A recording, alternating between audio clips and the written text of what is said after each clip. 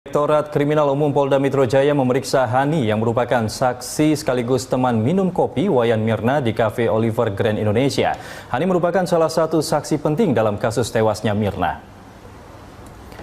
Usai diperiksa penyidik sebagai saksi, Hani keluar sekitar pukul 1:30 siang dan enggan memberikan keterangan kepada media.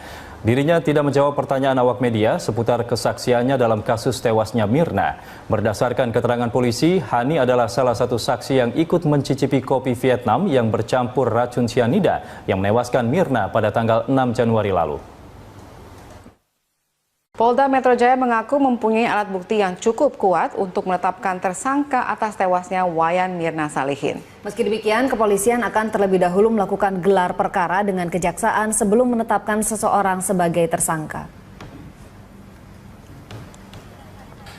Menurut Dirkrimum Polda Metro Jaya, Kombes Polisi Krisnamurti, beberapa alat bukti signifikan telah dikantongi kepolisian. Di antaranya adalah hasil konstruksi alat bukti, hasil konstruksi peristiwa, dan keterangan ahli yang telah diberikan kepada polisi.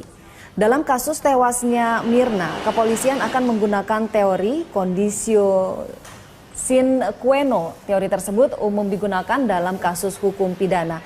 Saat ini polisi telah memeriksa sejumlah saksi dari keluarga Mirna dan teman Mirna, Jessica, yang ikut minum kopi bersama Mirna. Polisi juga telah melakukan olah tempat kejadian perkara di lokasi kejadian.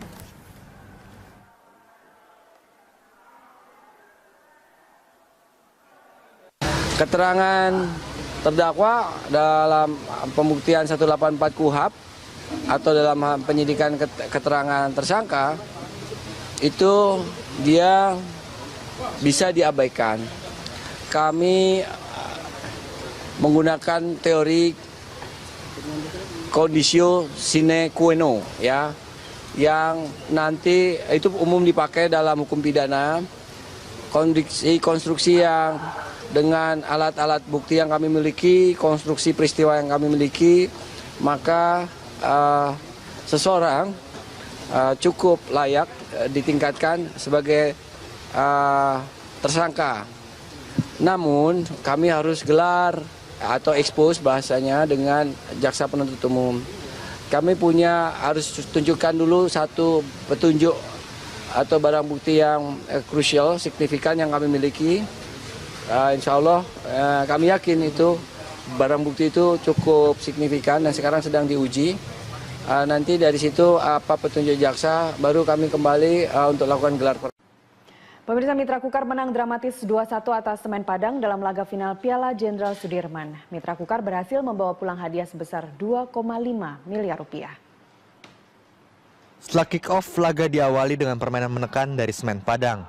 Fendri Mofu dan kawan-kawan tampil agresif. Tekanan Semen Padang berbuah manis saat Fendri Mofu berhasil memanfaatkan umpan silang dari Adi Nugroho pada menit 38.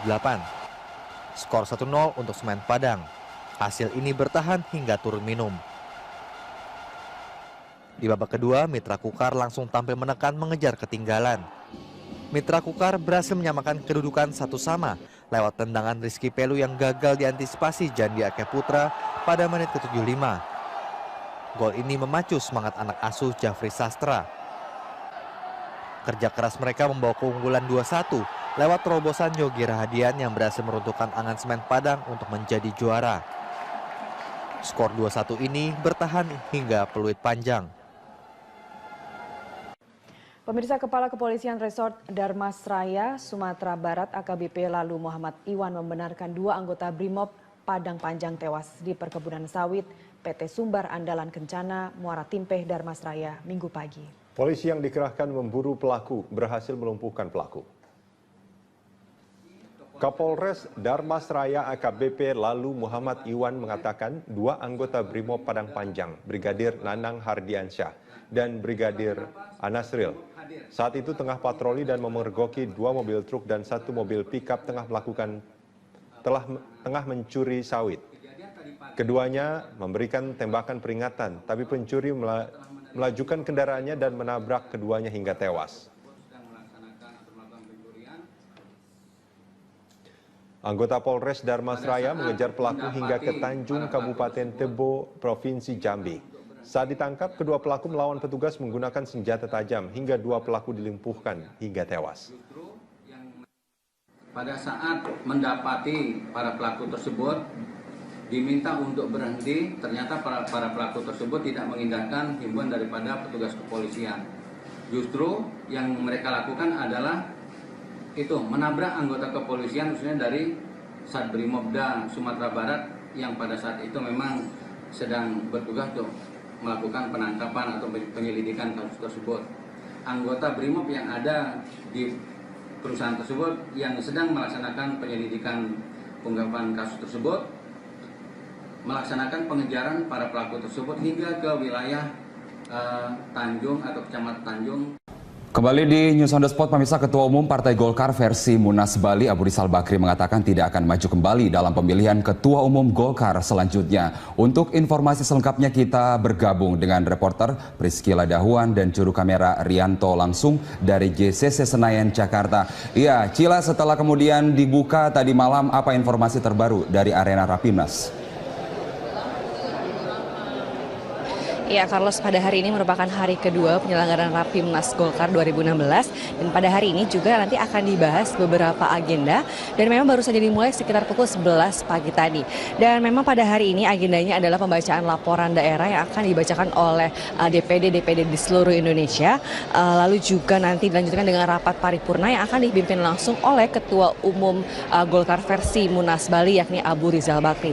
Dan memang sejak pukul 11 tadi penyelenggaraan Rapimnas ini diselenggarakan secara tertutup dan tidak diperbolehkan awak media untuk meliput lebih jauh.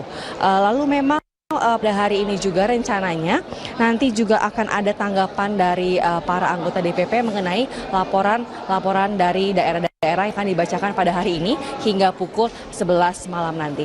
Lalu berbicara mengenai penyelenggaraan Rapimnas ini yang memang sempat menuai pro dan kontra, namun dengan tegas Abu Rizal Bakri menyatakan bahwa Rapimnas ini adalah sah karena memang diadakan berdasarkan dengan anggaran dasar rumah tangga dari Partai Golkar itu sendiri dan juga tentunya dengan restu dari Jusuf Kalla selaku politisi Golkar yang senior dan juga selaku juga ketua dari tim transisi di Partai Golkar ini. Dan untuk lebih jelasnya kita akan langsung mendengarkan pernyataan dari Abu Rizal Bakri mengenai hal ini.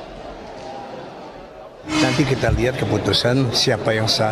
Pelaksana Munas itu di dalam anggaran dasar dikatakan adalah DPP, Dewan Pimpinan Pusat Partai Golkar.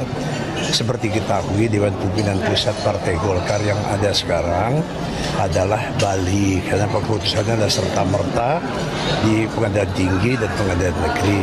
Tetapi kita mengikut sertakan semua pihak untuk ikut dalam Rapimnas ini, dalam Munas yang akan datang gitu. Tapi Rapimnas ini belum memutuskan. Jadi kita akan putuskan nanti besok kita lihat keputusan dari Rapimnas. Saya kan hanya mempunyai wacana. Sedangkan kemudian yang lain adalah keputusannya pada daerah dan pada pemegang hak lainnya. Lalu menyambung kembali mengenai nantinya apakah Abu Rizal Bakri akan menjabat kembali sebagai Ketua Umum, mengingat bahwa Abu Rizal Bakri sudah menjabat di Golkar sebagai Ketua Umum selama 2 periode. Dengan tegas Abu Rizal Bakri menyatakan dirinya tidak lagi akan menjabat sebagai Ketua Umum Partai Golkar di periode selanjutnya dan akan menyerahkan seluruh kepemimpinan ke kader-kader yang lebih muda. Namun Abu Rizal Bakri juga menyatakan dirinya juga berkeinginan untuk dapat menjabat dan mengisi jabatan di Mahkamah Partai Golkar yang mengingat bahwa MPG adalah di atas dari seluruh struktur Partai Golkar. Carlos. Ya, Cila, ada peran dari Wakil Presiden Jusuf Kalla yang merupakan Ketua Tim Transisi. Semalam juga dalam pembukaan kita tahu ada Luhut Panjaitan dan juga Yasona. Lalu apakah ini menjadi sinyal keterlibatan pemerintah di sana? Dan seperti apa posisi dari Partai Golkar nanti? Apakah akan masuk dalam pemerintahan? Ya, jika mengingat bahwa semalam hadir Luhut dan juga Yasona dalam pembukaan Rapimnas ini, itu memang menjadi sinyal bahwa Golkar sepertinya akan merapat ke pemerintah. Namun hal ini ditegaskan kembali oleh Abu Rizal Bakri yang menyatakan bahwa memang Golkar akan mendukung pemerintahan Jokowi JK, namun tidak masuk ke dalam struktur pemerintahan. Itu ditegaskan berkali-kali oleh Abu Rizal Bakri yang menyatakan bahwa memang ia akan duduk bersama mendukung pemerintah, namun tidak duduk bersama dalam struktur pemerintahan. Nah, berikut kita simak langsung pernyataan dari Abu Rizal Bakri mengenai hal ini. Saya mengatakan kita duduk bersama mendukung pemerintah, begitu. Bukan berarti duduk di pemerintahan, nggak sama itu. Kan keluar dari KMP, Pak? Gimana? Kan keluar dari KMP. Nggak ada dong keluar dari PSI, saya udah bilang tadi malam kan nggak keluar. Ya, Eka, Gubernur DKI Jakarta tadi mengatakan ia siap jika dipanggil sebagai saksi terkait dengan kasus korupsi UPS ataupun pengadaan UPS terkait dengan dana siluman APBDP tahun 2005.